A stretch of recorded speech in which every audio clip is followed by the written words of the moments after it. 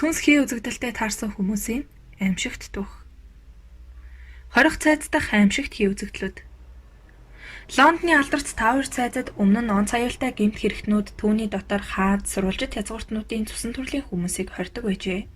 1483 онд тус цайзад хаан ширээ залгамжлагч хаан хүүгүүдийг буюу 12 настай 5 дугаар Эдвард ба түүний дүү 10 настай Ричард Йорский нарын амийг хороожээ. Түүнээс хойш 200 жилийн турш хаан хүүгүүдийн сүнс хий үзэгдлүүд цайзыг амраахаа байжээ. 1674 онд барилгачид хааны завсраас өсвөр насны 2 хүүхдийн арга ясыг олж 2 дугаар Карл хааны тушаалаар Вестминстерийн сүмд оршуулснаас хойш Тауэр цайз 2 хий үзэгдлээсээ ангижирчээ. 8 дугаар Генрихийн эхнэрүүдийн нэг Анна Болейны хий үзэгдэл Тауэрын оршин суугчдыг мөн их зовоосон гэдэг. Харгас хаан түүнийг хийлс гүтгэж шоронд хорсон төдийгүй 1536 онд цаацалжээ. Түүний толгойгүй биеийг Гиген Петрийн мөргөлийн сүмийн шаландаар болсон байна. Аннагийн сүнс Тауэрын гол цамхаг болон бүсгэн хоригдож байсан өрөөнд мөн цайзын тавцан дээр үзэгддэг. Заримдаа тэр толгойгүй байдаг гин. Харуулын Ахмад нэг удаа Гиген Петрийн мөргөлийн сүм цоочтой хэрнээ цонхон гэрэлтэй байгааг анзаарав. Шат тавьж харвал барилга дотор хий үзэгдлүүд сүүмэлзэн шүтэн рүү ярьж байлаа. Тэдний тэргуунд Анна харагдлаа. Офицер өмнө нь түүний зургийг олон удаа харсан учраас шууд таньжээ. Шүтэн хүрээд тэд агаарт замхран алга болов. Хожим мөргөлийн сүмийн шалгийг хавхалж үзэхэд 200 гаруй арга яс түүний дотор хатан хааных гарч ирсэн гэдэг. 1836 онд Вайнсберг хотын шоронгийн хоригдол бүсгүй 39 настай Элизабет Эслингер шүн бүр Синто хэмээх католик ламын сүнс хурж ирдэг гэж гомдлжээ. Вимталиас ирсэн гэж ярьдаг талигаач Синтон амьдралдаа их нүгэл үлдснээ ярьж өөрийнх нь төлөө залбирахыг хүсдэг байв. Шоронгийн нэмж эрдэмтэн Юлиус Кернер энэ мэдээллийг ихэд сонирхож хотынхоо нэр хүндтэй 7 хүнээс бүрдсэн шалгах комиссын хамт 11 хоногийн турш өрөөг ажиглажээ. Энд хэн нэгний хөлийн чимээ хүнийг гэрэлтсэн бүдэг дүрс үе харагдаж заримдаа хий үзэгдлийн дуу сонсогдож байв. Хий үзэгдэл харагдах үед хүүрийн өмхийн үнэр хүчтэй ханхалдаг байжээ. Хэрэв хий үзэгдэл хүнд хүрвэл арсыг түлдэг. Мөн үе шоронгийн барилга хүчтэй цохилдож чичирхийлж бараг нурах гэж байгаа юм шиг болдог байна. Комс энэ бүхэн хий үзэгдлийн үйлдэлүүд гэж тогтов. 1964 онд Оросын Молдавын шоронд эрдэстэй гэмт хэрэгтэн сууж байв. Тэр өөр онц аюултай 2 гэмт хэрэгтний хамт оргохоор төлөвлөв. Тэд шоронгийн голын өрөөнд нууцхан хонгол ухаж өргөс торыг уурж бэлджээ. Тохирсон цагтаа бүгд л галзуухны өрөөнд цугларав. Эхний хоригдол өргөс торны нүхээр гадагш харлаа. Араас нь дараагийн хүн мөлхөж байснаа эргэж хараад хөшчихжээ. Тэд ширээн дээр үүл гэрэлтэж байгааг харлаа. Үүлэн дундаас тэдэн рүү эмэгтэй хүн ширтэж байв. Үүл түүнд ойрцоор хагас метрийн зайд зогсов. Буцаж байранд оч, эсдвгэл үхэн. Та нарыг отож байгаа хашаад авсан болгоныг газар дээр нь алах тушаал өгсөн гэд алга болов. Тэр түүний үгэнд орж буцахаар шийдэв. Энэ үед буундуу сонсогдлоо. Харуулынхан орогдлуудыг газар дээр нь буудаж алжээ. Хориглуудын нэг орох гэж байгаагаа бууны нохоод чалчсан байжээ.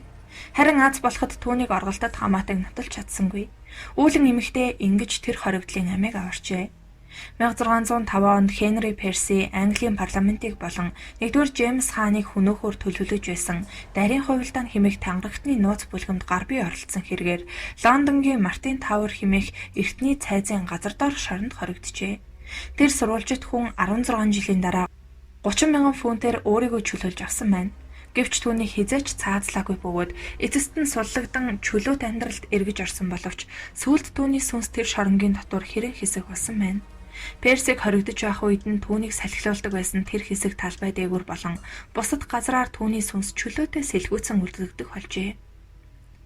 Мөн Леди Жанэ Грейн энэхүү шоронгийн хамгийн нэр зуутай хоригдол байсан гэдэг. Тэр бүсгүй хааны ордны доторх нууц хувилдаанд оролцсон.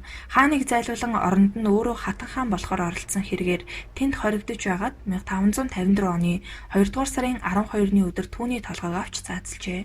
Тэрхүү цагаас хойш түүний сүнс энэхүү цайзын дотор тэнүүчлэх болсон байна. 1957 онд тэр хадагтай цаазаар ахуулсан өдөр шоронгийн нэг хуйг хэсэг цагаан үл мэтцүүл гинэт гарч ирээд удалгүй цаашид бийжин Леди Жанэ болон хуурхыг харжээ. Тэр хуйг өөр нэг хуйгийг дуудан ирүүлж өнөөх зүйлийг харуулсанд тэрээр Леди Жанэ мөн байсныг харсан бөгөөд түүнийг давхар гэрчилсэн байна.